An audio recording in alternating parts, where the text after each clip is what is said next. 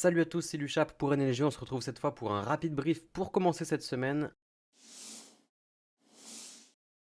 Au niveau des news, et bah forcément depuis vendredi, il s'est rien passé. Et pour cette semaine, on attend presque rien.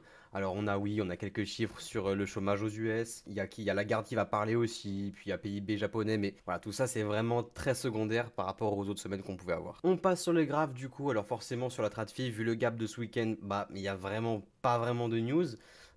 Juste à la limite, ce qu'on peut noter pour l'instant, c'est vraiment très très léger, vu que c'est que sur des unités de temps qui restent relativement courtes, c'est pas encore si impactant que ça. Pour l'instant, ce qu'on peut voir, c'est qu'on a un petit rejet sur le top actuel. Ça annonce rien du tout, il faut juste laisser le prix respirer un petit peu. Regardez vraiment sur le graphe de gauche, ça se voit qu'on est vraiment parti de façon très très très verticale. Donc bon, c'est vraiment absolument normal de voir le prix respirer un petit peu après ce genre de mouvement. Et pour rappel, du coup, on vise toujours le dernier sommet, c'est l'objectif de ce mouvement. On verra après, on va voir comment ça va se passer. Mais voilà, c'est le dernier sommet qui est le niveau le plus important, juste au-dessus des 4300. Je le répète, à partir de ce niveau, on pourra vraiment se décider pour voir si le prix continue dans sa lancée et inverse vraiment sa dynamique de fond qui reste pour l'instant, je le rappelle, toujours baissière. Et le fait de casser ce sommet, de commencer à évoluer au-dessus, provoquera l'inversement de cette tendance. Idem pour le Nasdaq, sauf que lui, il est parti vraiment en ligne droite, encore plus que le S&P.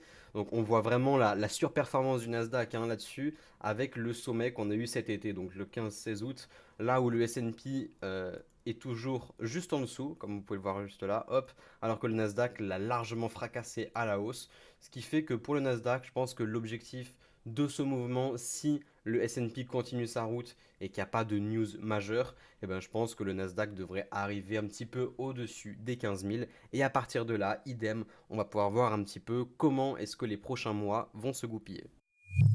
Le dollar, lui, commence enfin à se casser un peu la gueule, donc c'est une très bonne nouvelle pour nous, c'est exactement ce qu'on veut voir. Les rallyes haussiers du dollar, c'est jamais une bonne nouvelle pour nous.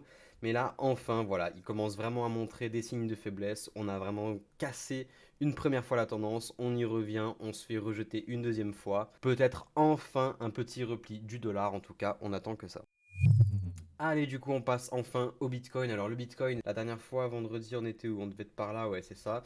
Donc, je rappelle, pour moi, le Bitcoin, donc j'étais short, je me souviens plus exactement où est-ce que j'étais short, mais j'ai toujours maintenu un short, du coup, avec des TP qui sont prédéfinis en dessous. Donc, plus on va chuter, plus je vais prendre mes profits sur mes shorts.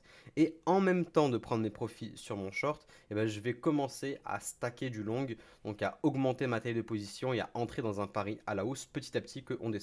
Donc plus on descend, plus je clôture mon short, plus je rentre dans un long. On part bien évidemment sur un risque modéré, donc je suis passé en daily pour que ça se voit vraiment bien, mais on n'est pas dans une dynamique moyen terme qui est spécialement haussière. Alors pourquoi je dis ça? Parce qu'on vient d'avoir un rebond sur la VWAP qui est la VWAP quarter, voilà en vert juste là, donc un rebond baissier, on a les moyennes mobiles qui ont largement croisé à la baisse du coup depuis déjà plusieurs jours. Donc voilà, c'est clairement pas top. On a perdu tout le momentum qu'on avait un petit peu engendré sur tout ce mouvement-là. Mais alors pourquoi est-ce que je commence à stacker du long? Alors la réponse c'est vraiment très simple, mais ça va surtout se voir sur le CVD. Donc le CVD qui est ici, je le rappelle encore une fois, mais c'est les courbes qui représentent les cumuls des achats et des ventes au marché. S'il y a eu plus d'achats au marché que de ventes, la courbe monte, sinon elle descend. En rose, vous avez le CVD du coup pour tous les marchés BTC PERP et en bleu tous les marchés BTC Spot. Et du coup là-dessus, ça se voit, mais on a des CVD qui partent en enfer. Il suffit juste de regarder le graphique 10 secondes pour comprendre. Là où on a un prix qui enchaîne des creux, des sommets de plus en plus haut, on a un CVD qui enchaîne même pas des creux et des sommets de plus en plus bas, on a un CVD juste qui va en enfer. La cause de tout ça, eh bien alors, vu qu'on a énormément de vendeurs au marché, de vendeurs très agressifs, que ce soit du côté spot et perp, et bien pour voir un prix qui ne descend pas, du moins pas tant que ça veut dire qu'on a énormément d'acheteurs en limite qui sont prêts pour absorber tous ces vendeurs. Voilà donc la raison de pourquoi est-ce que je commence à aligner les longues, à les stacker personnellement. On n'a pas encore de signal très très précis pour nous dire ok c'est bon, c'est maintenant, on a le bottom, on peut aller, on peut partir. Et donc c'est la raison pour laquelle moi j'ai commencé à scale buy. Donc plus on descend, plus je vais acheter. Parce que tout simplement on n'a encore aucune idée de la zone de où est-ce que cette petite chute va s'arrêter précisément. Alors on a quand même quelques infos. notamment parce que hop, si on voit ici, du coup, on enchaîne toujours des sommets qui sont de plus en plus hauts sur le court terme. Vous voyez qu'on est toujours au-dessus de la mèche qui était ici, qui elle-même était au-dessus de la mèche qui est ici.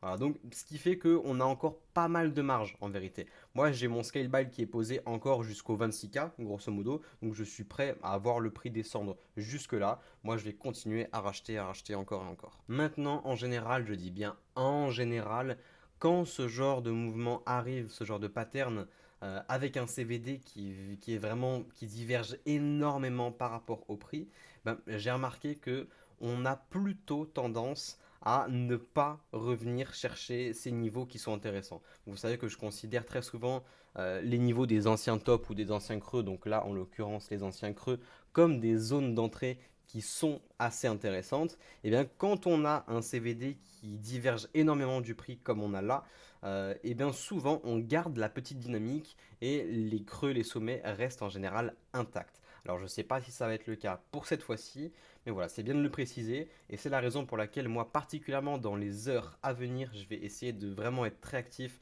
et de bien regarder ce qui se passe parce qu'il suffit d'avoir vraiment une bougie, là on est en 4 heures, hein, et on a déjà exactement le genre de bougie qu'on veut, c'est-à-dire une longue mèche en dessous avec une petite bougie verte. Si on a beaucoup d'acteurs qui sont piégés là-dedans, ça peut tout à fait être un signal d'achat. Et si on a un signal d'achat pile poil dans cette zone-là, eh ben, ça signera vraiment le moment, le top départ. Donc d'ailleurs, je peux vous montrer ici exactement pour voir ce que les acteurs font.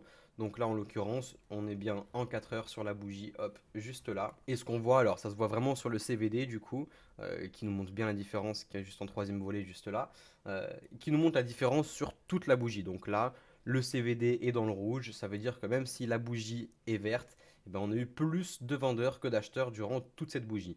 Il nous reste encore 1h15 pour clôturer, pour savoir si ça va vraiment se terminer comme ça. Mais pour l'instant, c'est en bonne voie. Autre chose qui me fait dire que potentiellement le bottom court terme uniquement, on n'est que en 1 heure, que le bottom du coup de cette petite dynamique haussière qu'on peut retrouver n'est pas loin, c'est l'open interest. L'open interest, je rappelle très très vite fait, ça montre le nombre de contrats ouverts sur cette paire.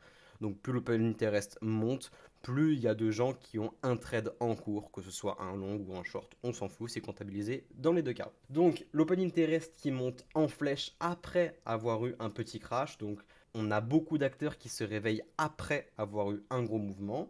Et on mélange ça au CVD et au funding. Donc le CVD nous dit qu'au moment où l'open interest s'affole, le CVD commence à aller en enfer. Et au niveau du funding, alors c'est très très très léger et au début ça s'est même pas remarqué. Ça a commencé seulement après coup juste là. Mais on a un funding qui est aussi descendu.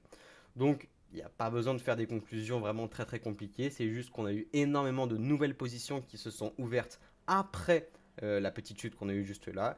Et ce sont majoritairement des positions short. Donc pour moi, on est en plein dans le cas où c'est ce qu'on appelle des late shorters, donc des gens qui vont shorter bien après le mouvement. C'est comme des gens qui commencent à long après un énorme rallye haussier. Voilà, c'est exactement ce genre de choses.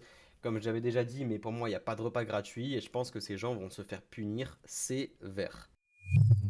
Voilà, donc on attend, je pense que les prochaines heures vont vraiment être très très intéressantes. Moi, je vais pas décoller des graphiques. Donc évidemment, comme d'hab, si vous voulez savoir un peu plus ce que je fais, un peu plus en direct, un peu plus rapidement, n'hésitez pas à venir sur le Discord, comme d'hab, c'est gratuit. Et sinon, moi je vous dis à la prochaine, faites attention à vous, c'était Luchap.